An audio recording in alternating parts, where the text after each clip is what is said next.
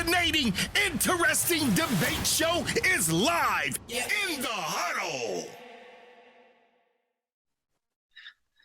Ladies and gents, boys and girls from around the world, welcome back to a brand new episode of In the Huddle, EP 282. What it do? We're here for another one. As my guy, DJ Khaled, will say, another one, because we knocking them out round by round.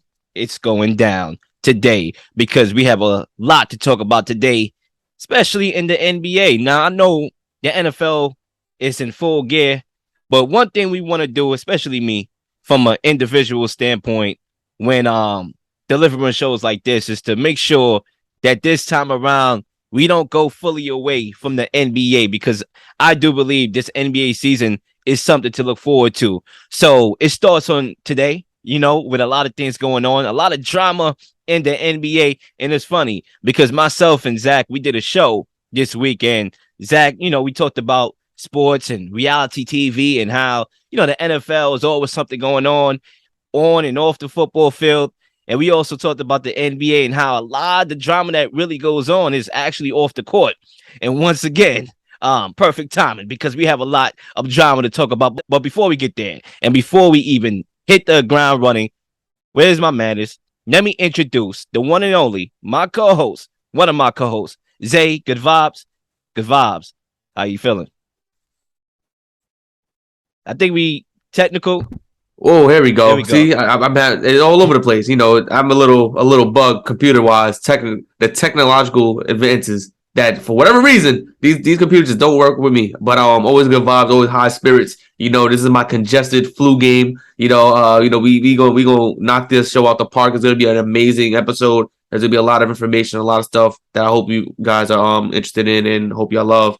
I'm always in paradise. It's unfortunate that a lot of people can't be in that same position. And again, just want to shout, give my prayers into the people in Puerto Rico and Dominican Republic and the Caribbean that had to face the hurricane that passed. And, hopefully the rebuilding starts now, because it was a really brutal hurricane. I hope no one lost their lives due to that. And we just send our prayers out to them. Absolutely. And we are also sending our prayers out to Ime Udoka, because he got a lot of stuff going on in his world. And we're going to talk about it right now, as the Boston Celtics suspend head coach Ime Udoka for the upcoming season, effective immediately. Do the Celtics deserve any credit for how they handled the suspension of Udoka? Is there a point where you consider, almost for stability reasons, obviously you have great familiarity with this team, to step in and coach on an interim basis? Joe's the best choice to do that. By a long shot. And Zay, if you want to do the honors to kick us off, go right ahead. For me, right now, I just think it's very early to tell, because there's two issues right here at hand. At one, we have a black head coach who just went to the NBA Finals, who is actually married, or if not, or in a relationship with Nia Long, having a relationship, or whatever they want to refer to it as, with a female staff worker. And then on the other hand, we have a female worker in the sports world who may have or may have not have been harassed or assaulted in some way, where she reported the stuff to the front office, and they made their decision to suspend him for a year. We don't know how deep the rabbit hole goes, and that's why I'm struggling with picking an opinion on if they made the proper decision or not, because they are withholding a lot of information that needs to be privy to the public, because this is information that may have been going on for decades. Stephen A. alluded to it on his show on First Take, that head coaches have been doing this for decades, not to gloat about it, not to say anything, but people have been silent for years, and now they're finally talking about it. That's not a thing to really clamor about or talk about when we talk about the suspension of Ime Udoka. We're talking about people. Stephen A. said it in the circles that head coaches and coaches sleep with other staffers, as if that was something to praise or something that to gloat about. It's not, because these particular situations, they show the power that the coaches have over these particular staffers. You can replace a staffer with anybody. You can't replace a head coach with just anybody. And that's something that you have to take extremely serious. So that's why I'm hoping that the Boston Celtics did their due diligence of work, and they're doing everything to make sure it wasn't a sexual harassment. It wasn't an assault where this woman was assaulted or harassed by Ime Udoka, and possibly just got away with a 1-year suspension. That this is a legal issue. If I don't know I don't know if they're married. I forgot if him and Neil Long are married or not. But if you cheat on your wife, that is not something lightly. That's like, oh, he just cheated on his wife. That's a legal action procedure. That's adultery. You can't do that. You can't just walk around, oh, I'm gonna cheat on my wife and call it a day.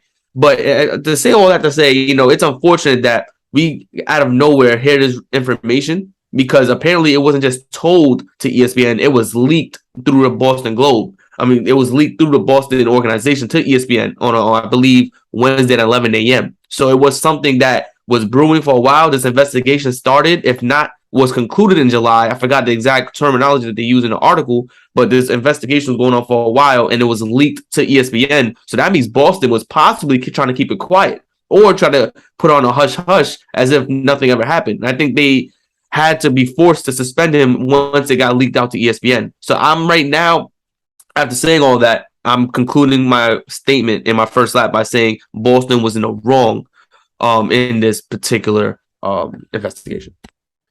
Yeah, I think it's a very hard question to answer because we don't know all the facts. And sometimes when we are the media, we are tasked with a hard job of trying to do what we do, react to something, but at the same time, not knowing all the facts and not having the time to wait till everything come out.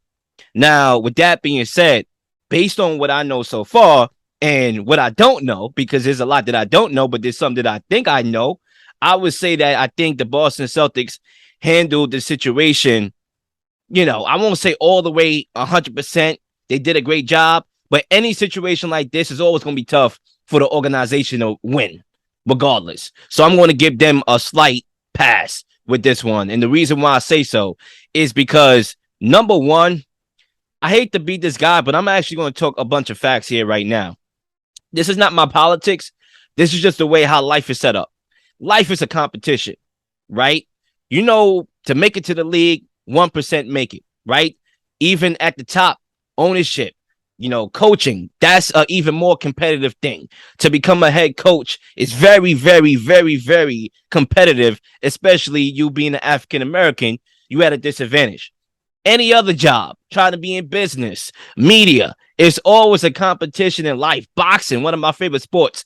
One man trying to knock out the other man, send him to the hospital so he can provide for his family. Everything about life is a competition. And when you're Ime Udoka and you're having relations, whatever it was, a relationship or whatever it was with somebody on the staff, that messes up the integrity of the job place. Because if I'm on that staff, I'm guessing, I believe, if I'm not mistaken, I could be corrected, that there were 3 female staffers on this team, to my acknowledgement, right? It could be more. I'm not sure how that works, but I believe I heard 3. Now, we all know women, or, they have a tougher time elevating their careers, just like an African-American do as well. So when you are having a relationship with one out of the 3, now it's like, okay, that person could have an advantage because he's having the relationship with somebody who's in a higher place that has higher authority. And that's where I'm trying to put myself in those shoes, me being a person who just graduated college, know everything about what I'm talking about right now, trying to get my foot in the door. If I'm trying to, hire myself in my life and I'm going up against somebody who's having a relationship with the boss, I'm going to feel some type of way. So that's why, if you're the Celtics, you kind of have to, abide by whatever is in the book that y'all created.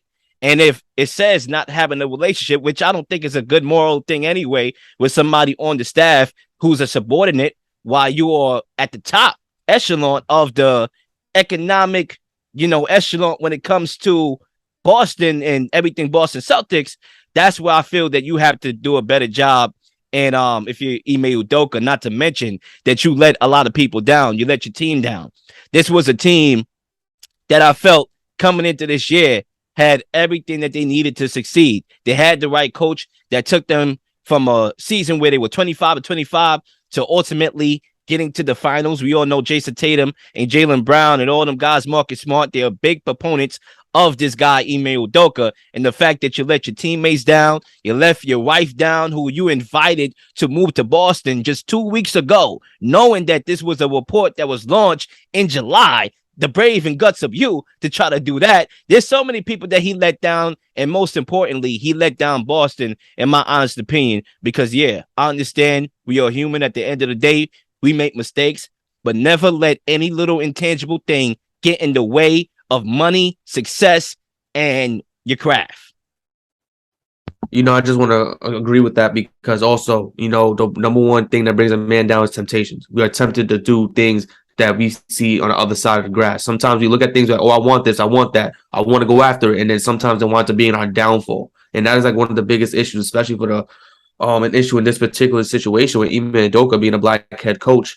Him having the success that he'd had this season, he could be faced with multiple temptations, to being away from the family, doing a lot of different things. And unfortunately, don't know the full situation, don't know what exactly happened.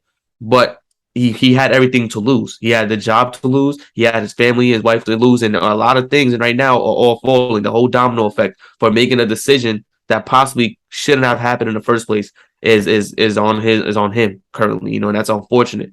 There's 2-3 things I believe the article mentioned this relationship being consensual, improper, and inappropriate. So I'm confused on the terminology on how the heck all of this came about, because was this a relationship where it was around in the office? They were acting in these actions in the office, in the workplace. Boston apparently knew about it. The front office knew about it. Everyone apparently in Boston was privy to this relationship, and they all believed it was consensual. No one, he had a wife and kids. I'm just like stuck on, all right, they had this guy's back for however long this relationship was having, because he was already in the wrong off the rip with being, from a moral code, they believed this relationship was consensual. It was like, okay. But then where did it turn left? The report, there was a report saying that he made unwanted comments. So exactly, if the relationship was consensual and everyone in the office knew about it, at what point were these comments made? Was it made during the season? Was it made during the finals? Because they said the investigation happened in July, so that's post-finals. So how long did it take for this report to be investigated? And when did this report even happen? I'm interested in seeing on how many more women will come out and say they have been feeling harassed or something in the workplace on their respective teams when this report comes out, because this is probably a domino that's going to keep falling down for each team to respect people in the workplace. We all know that basketball is a boys' club. It's been that for decades, and now women are starting to get the recognition and the credit that they deserve to be a part of these NBA organizations, to be a part of the decision makers and the coaching staff and the strength and conditioning coaches and such in that nature. And for this to come out, it helps women if they are being harassed in their workplace, if they are being struck down by their higher ups or stuff in that nature. This could be a way for them to feel empowered to speak up instead of not speaking up. If this he did harass her, he did make these unwanted comments, because once the wording unwanted comments was said, my mind automatically thought sexual harassment. My mind automatically went to that point, because I'm like, at what point, what comments are unwanted? Yeah, I mean, there's a lot of things and a lot of ways you can look at this whole situation, because as you alluded to, that in the workplace, there's a lot that's going on. For example, when you talk about the NBA and everything going on in the NBA and NFL, for example, everything going on that went on with the Mavericks, where Mark Cuban and the workplace environment, and then they got fined because of that. Even the situation with Robert Saver, that going on with the Suns, that debacle right there, and even Washington football team with Dan Snyder and everything going on over there with the misconduct. So there's a lot of ways that you can look at that, and that's why those situations are always dicey, and it's a conversation that needs to be had, because as you allude to, this is a boys club, and I like the way how you worded it, because that's the truth when it comes to these organizations and who is at the top echelon of these branches. And so when you are in a boys club and you're one of the very few that is not a man or a boy, then you have to kind of navigate. And sometimes, people like to capitalize on opportunity. At the same time, vice versa, in both ways. For example, a lot of females think they could work their way up by, indulging with guys in the front office, because that's their one-way ticket to a bigger job. And some guys that are at the top feel that they can take advantage of the women trying to come up as well. So there's a lot of ways you can look at this. And that's why I think Ime Udoka, let his whole circle and everything, everybody down. I just want to say one last thing. And this is a point I kind of want to hammer at because this is where it really becomes painful to see, painful to hear, and it is distraughting because we're talking about two minorities in sports. We're talking about black head coaches and we're talking about women's place in sports. The two issues right now that is being confronted, unfortunately, is a combination of both. We are seeing a removal of a black head coach who possibly sexually harass somebody. And then we're talking about a woman in sports who we don't know who the actual staffer was, but they mentioned on social media all the women staffers in Boston critiquing them, ridiculing them, putting in information out there. We don't know if they have families, they have stuff in that nature. And it puts them in a position where it empowers them to speak up, and then also is like we're hindering their level, their improvement in sports. The particular women that were mentioned, because it's like they worked hard to get to the position that they were, and then to come out in a scandal like this, to be unfortunately involved in a scandal like this where they're the victims, or they could be the people that are lying and stuff, framing. It's just unfortunate completely, and it's just you're stuck between black head coaches and women in sports. It's like these are the two minorities that we always speak about in sports, and now it's getting to the point where we don't even know what's going to happen until we get all the information. And I think right now the Celtics are playing with fire when it comes to their championship window being open. And as a sports fan, watching all the sports that I do watch, including the NBA, one thing I've learned is that the future may look bright 5 and 6 and 7 years from now. But we all know life doesn't work out that way. There's obstacles and tribulations, and sometimes your championship window is not as wide open as you think it is.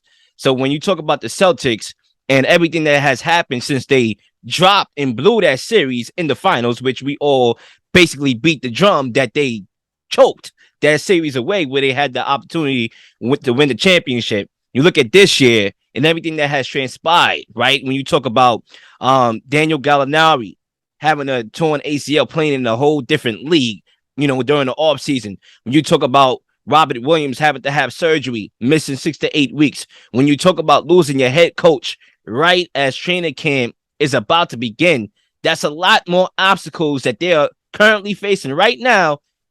Not to mention that the season, a long season, hasn't even begun yet.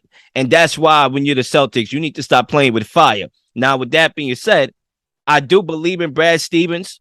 I think he has shown me a lot in his first stint in the higher ups, the operational management and all that. So I think I could trust him enough to put these guys in a great situation to kind of overcome this. But Zay, I'm curious to know how you think this not firing, it could be a firing. Who knows how everything transpires after this. But I'm curious to know how you think Ime Udoka being suspended for this upcoming season will impact this Celtics team, and primarily Jason Tatum and Jaylen Brown. I think it impacts them mightily. I think Ime Udoka, everyone praised him for being a hard coach, a coach that knows his players. He coached the Olympics, he coached on this Greg Pop. He's a coach that's been around the block, and he knows what he needs to do for the team to succeed. I think he got them going in that second half of the season leading into the NBA Finals. It's going to impact them heavily. I think, they have to incorporate learning a new system under a new coach, the third coach in 2-3 years. This is something that they have to acclimate again, and it's not winning basketball at this point. Even if they have all the talent, they still have to adjust to that assistant coach, and they have to adjust to what his methods are and everything, and it could be a rocky start. It could be a rocky season in totality. So I don't know what the Celtics team can look forward to, even with the talent. Now, when we talk about Jason Tatum and Jaylen Brown, maybe if things are not working well, and JB and JT start getting frustrated on the court with each other, that's when JB starts to make the move to moving JB somewhere else. They flirted with moving Jaylen Brown during this all season for a KD. Maybe they trade him for something less than KD. Maybe they trade him for another star, maybe, or even a couple of role players that can assist with them winning more games. We don't know, but it would have to take a lot of issues happening on that team during the season for them to trade Jaylen Brown. But that's where it's looking at. It's only looking down from here. And if this situation continues to unfold as the weeks go on, it's going to only continue going down spiral. And my last point on this topic, there's a lot. Of course, I could go full Randy Williams mode talking about the gossip that comes with this topic, but I'm not going to do that. That's why you have, even if a show is not on the air, there's some girl that replaced, I forgot her name. I think Sherry Williams or something like that. Y'all can tune into that foolishness. I'm not going to throw shots. Y'all could tune in. I want to support all media here. Y'all could go ahead and tune in to her. But I think for me, the end off here is going to come down to the leadership of Jason Tatum and Jaylen Brown. The two stars on this team, they're going to have to be the leaders. I know, through this run of this duo, they have butt heads. Sometimes they haven't trusted each other. Marcus Smart and all the teammates here. But they got to the finals. That should give them a boost of confidence that they can play and win together. Now it's all about the leadership and everybody holding themselves accountable to improve every aspect of their games individually. And let's see if they do. We'll be back after the break.